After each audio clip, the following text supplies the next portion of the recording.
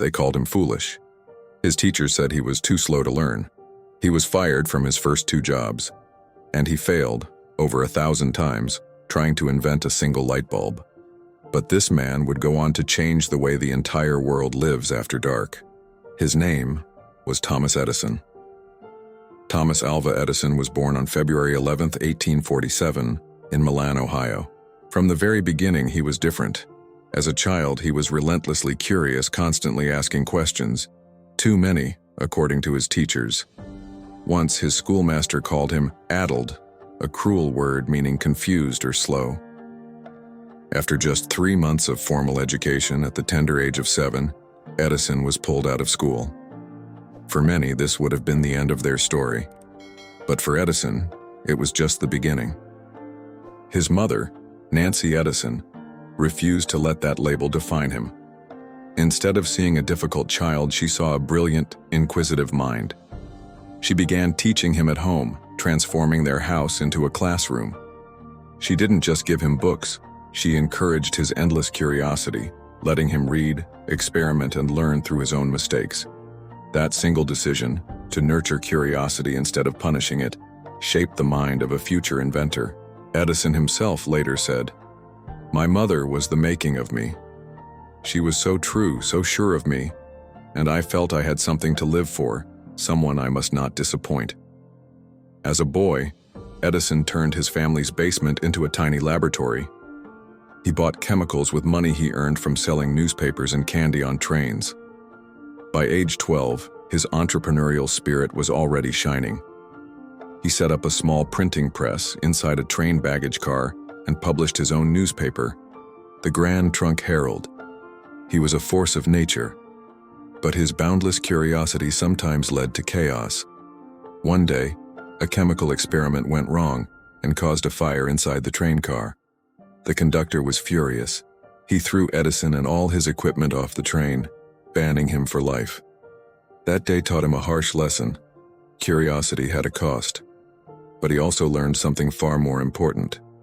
Quitting would cost even more. He moved on, finding work as a telegraph operator, a job that required him to work long nights, tapping out messages in Morse code. While others saw this as repetitive, mind-numbing work, Edison saw something else entirely. He saw patterns, circuits, and opportunities for improvement. The job gave him technical skills, but more importantly, it taught him discipline. By his early 20s, Edison wasn't just operating telegraphs. He was redesigning them. In 1869, he patented an invention called the universal stock printer, which synchronized stock ticker information across brokerages. It was his first major commercial success, earning him $40,000, a fortune at the time, equivalent to over $1 million today. With that money, Edison didn't buy a mansion or live a life of leisure. He did what he loved most. He built a place to invent. He established his first laboratory in Newark, New Jersey, and later a larger, more ambitious one in Menlo Park. This wasn't just a workshop. It was something the world had never seen before. It became known as the Invention Factory. He hired a team of scientists, engineers, and machinists, creating one of the first organized research and development labs in history.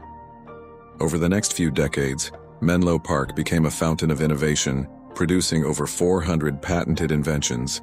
It was there that Edison and his team brought to life the phonograph, which could record and play back sound, and the kinetoscope, a precursor to the motion picture camera. But the invention that would truly cement his legacy was the one that followed a long, grueling journey through darkness, the electric light bulb. Now, Edison didn't invent the idea of electric light. Other inventors had already created early versions. The problem? Their bulbs were impractical. They were expensive, drew too much power, and worst of all, burned out in just a few minutes, sometimes even seconds. Edison's goal wasn't just to make a light bulb, it was to make a practical one, safe, cheap, and long-lasting enough to light up every home. So, in 1878, he began his legendary quest. He and his team of muckers, as he called them, embarked on an exhaustive series of experiments. They tested filament after filament, searching for the perfect material to glow inside the glass bulb. They tried over 1,000 different materials. They tested cotton thread, linen, paper, and even, as the story goes, hairs from a man's beard. Each time, the result was the same. The filament would glow brightly and then fizzle out. Failure after failure after failure. Imagine the frustration. Imagine the doubt.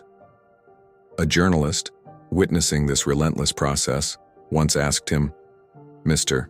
Edison, how did it feel to fail 1,000 times?" But Edison's reply was a masterclass in perspective. He said, "I didn't fail 1,000 times. The light bulb was an invention with 1,000 steps."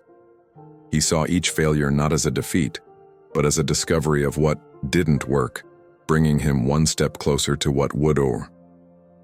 Finally, on October 22, 1879, after countless hours and endless experiments, they found it. The answer was a simple piece of carbonized bamboo fiber. When they tested it, the bulb didn't just glow, it stayed lit. It burned for over 200 continuous hours, nearly 50 days. The world had its first practical, reliable light bulb. Edison had turned 1,000 failures into fuel for one spectacular success. But he knew a light bulb alone wasn't enough. What good is a lamp if you have nowhere to plug it in? So he did something even more ambitious. He built the entire system to support it. He founded the Edison Electric Light Company.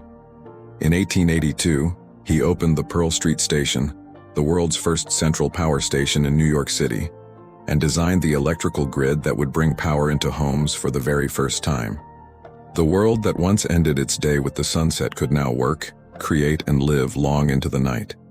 Within a few decades, humanity moved from flickering oil lamps and candles to cities that glowed with electric light, all because one man refused to let failure define him. By the time of his death in 1931, Thomas Edison held an astounding 1,093 U.S. patents, a record for his era. He had fundamentally transformed sound, light, and motion, the very way humans experience life. But even in his later years, he never stopped. He kept experimenting, kept failing, and kept trying again. He famously said, "Our greatest weakness lies in giving up. The most certain way to succeed is always to try just one more time."